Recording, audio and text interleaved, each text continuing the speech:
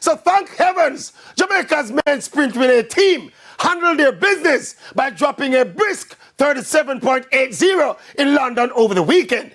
And while it's possible, it is highly improbable that any other country's sprint relay team will better that 37.80. So it is all but safe to say Jamaica will be in that 4x1 event in Tokyo.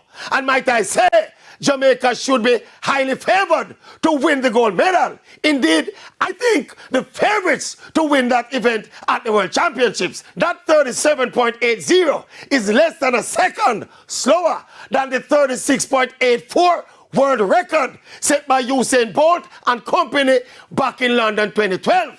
And remember now, that said 37.80 was run without Akeem Blake and or Brian Level, and also with far from perfect baton changes. So why then can these Jamaican men go on and win that gold medal in Tokyo and also break that world record? Eh? Tell me why. Please tell me why. Why? Why?